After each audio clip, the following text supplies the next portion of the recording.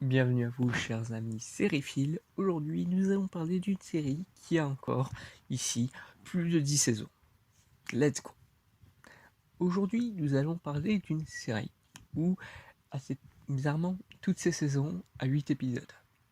Ce qui rend la chose plus convenable que d'autres séries à la rallonge et qui se retrouvent très écourtés ces épisodes pendant des périodes où les tournages sont compliqués, mais rend le développement des personnages, je ne dirais pas bâclé, mais plus confus.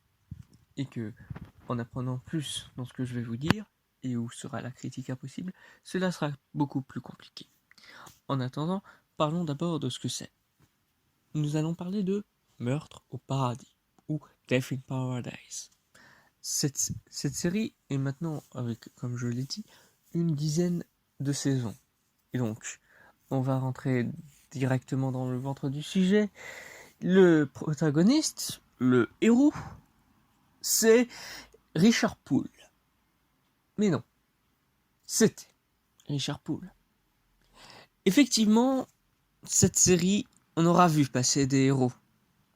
C'est pour ça que dans la miniature, il y a une comparaison avec Jojo Bizarre Adventure. Il n'y a pas qu'un seul héros.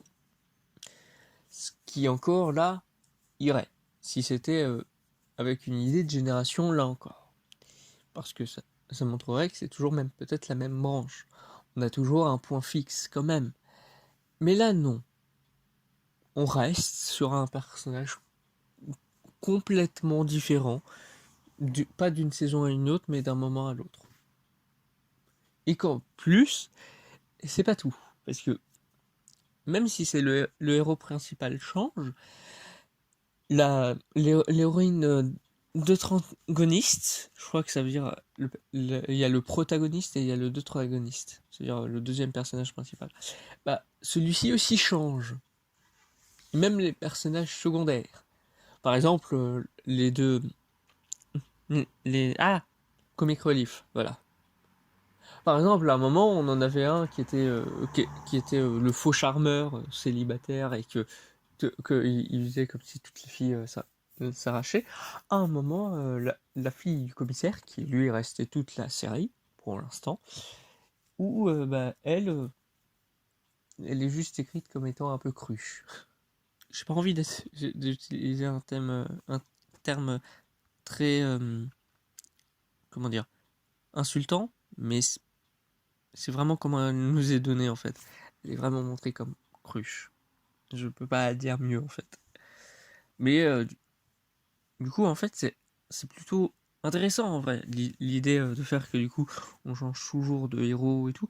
Mais en fait du coup ça fait que tu sais que un personnage va partir à un moment ou l'autre.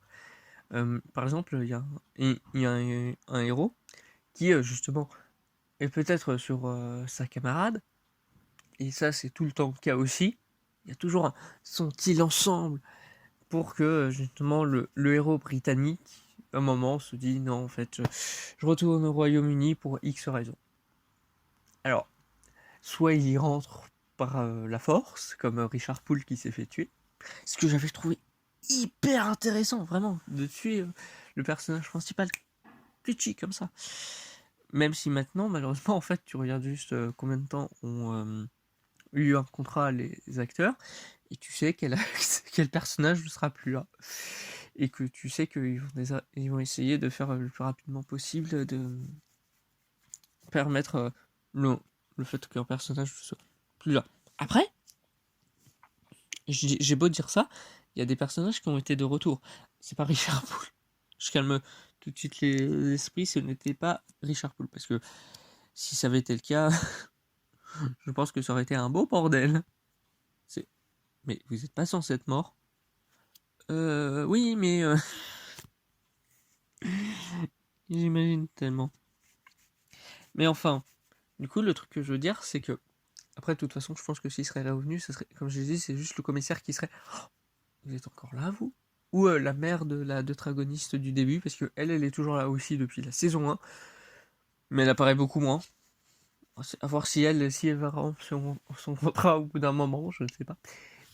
Ça fait comme penser au film Marvel, vous voyez, mais Là, c'est le truc, c'est qu'au moins, les films Marvel, à un moment, ils ont leur film solo. Et ça, encore, j'en parlerai dans la vidéo dédiée. Mais là où je veux en venir, c'est que pour Death in Paradise, c'est genre vraiment, vous commencez la série à la saison 1, là, vous continuez juste avec un épisode random en saison 10, vous n'avez absolument pas les mêmes personnages. Il y en a, il y a juste, comme j'ai dit, le commissaire, voire celle qui tient un bar, qui est en coma. C'est tout. Genre le reste, nada. Je comprends, hein. Je me suis plaint que ça pouvait arriver que sur des séries qui a des statu quo extrêmes et tout. Mais là, il y en a un en quelque sorte, mais là, je parle plus du fait que il y en a quelques-uns, mais genre vraiment, ça fait que t'as pas du tout l'impression de regarder la même série. Je veux dire, ouais, quelqu'un meurt dans un endroit paradisiaque, mais non, t'as pas les mêmes personnages. Les personnages peuvent avoir les mêmes caractéristiques, mais en vrai, c'est juste que ils ont leurs propres soucis et tout, et qu'ils les fait partir la plupart du temps, ou mourir. Ce qui est dommage, vraiment, j'adore, hein, la série, mais juste ce point-là fait que c'est une critique impossible. Parce que si je critique un personnage pour ce qu'il est, je saurais qu'un autre pourrait faire pas pareil. Parce que l'autre, il sera mort ou que sais-je. Mais et dans tous les personnages principaux.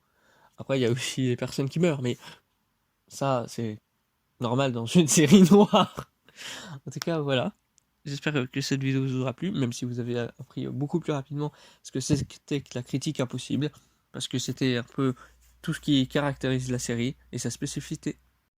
Et je vous dis tchuss tout le monde!